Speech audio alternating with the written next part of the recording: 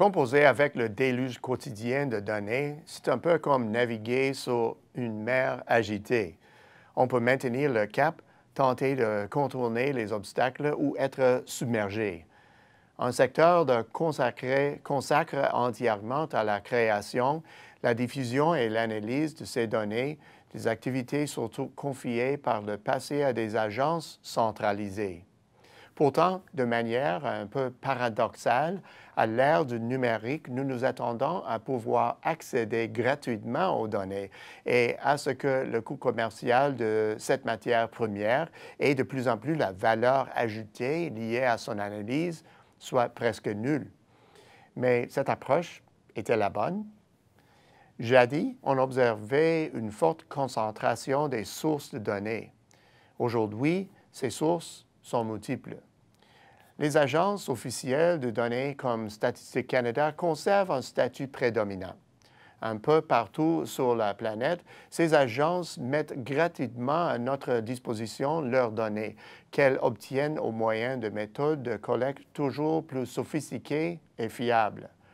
Dans notre monde dominé par la technologie et le numérique, il ne fait pas de doute que tirer parti de ces données peut procurer un avantage concurrentiel certain. D'où l'intérêt grandissant pour la collecte et la diffusion des données. Les entreprises publient de plus en plus de données. Le nombre de sociétés recueillant des données personnelles, comme les maisons de sondage, est en augmentation. Enfin, les firmes conseils deviennent à leur tour des diffuseurs de données.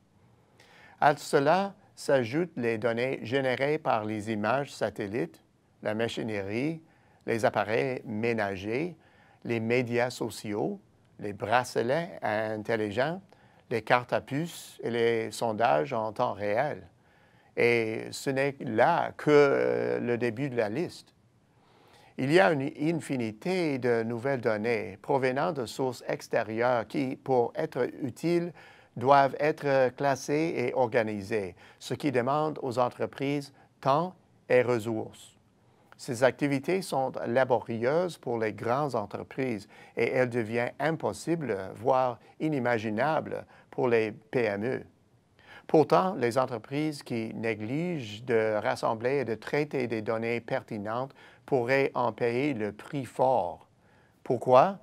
Tout simplement parce qu'un concurrent ou les firmes conseils qu'il a recrutées développera cette capacité pour établir une stratégie de conquête du marché. Le plus beau de la chose, c'est que les données évoquées ici sont extrêmement abondantes et toutes accessibles au public en quelques clics. En fait, ces données n'ont jamais été aussi nombreuses et bon marché dans toute l'histoire de l'humanité. Et pour l'entreprise moyenne, le coût d'accès n'a jamais été aussi faible. Il y a toutefois un bémol. Leur accès étant généralisé, les données exploitables sont également accessibles à la concurrence. Dans ce contexte, il est difficile de se démarquer en proposant une recette originale et secrète. Par chance, cette quête ne s'arrête pas ici, bien au contraire. L'exploitation des données est désormais aussi l'apanage des entreprises. Elles ont la capacité de générer une foule de données en lien avec leur activité, une combinaison unique ou qui se retrouvait chez une poignée d'acteurs du marché. Ces entreprises sont dépositaires de données, mais beaucoup n'en sont pas conscientes ou, si elles le sont, ne font pas preuve de rigueur dans leur collecte et leur organisation.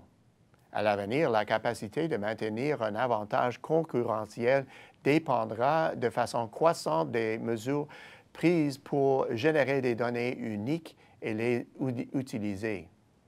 L'analyse manuelle et la formulation d'une stratégie sont un premier pas dans la bonne direction, mais l'utilisation de machines facilitera grandement ce travail. Imaginez un instant un bassin ou un lac rempli de données spécifiques à votre entreprise. Imaginez maintenant une armée de petits robots parcourant ce bassin ou ce lac, nuit et jour à une cadence très supérieure aux capacités humaines pour établir des corrélations et des relations de cause à effet entre vos données et celles se trouvant ailleurs dans le monde. En ajoutant à ce processus un soupçon d'intelligence artificielle, on obtient un éclairage stratégique complètement nouveau. Voilà un méga projet, mais il peut en être autrement.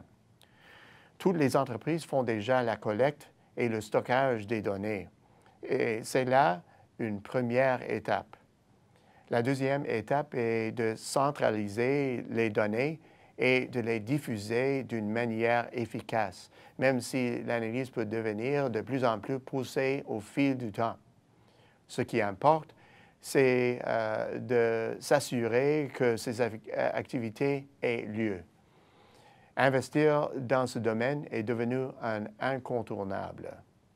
Au bout du compte, beaucoup d'entreprises, et notamment des entreprises exportatrices canadiennes, ne réalisent pas, ou très peu, que leurs données sont une mine d'or.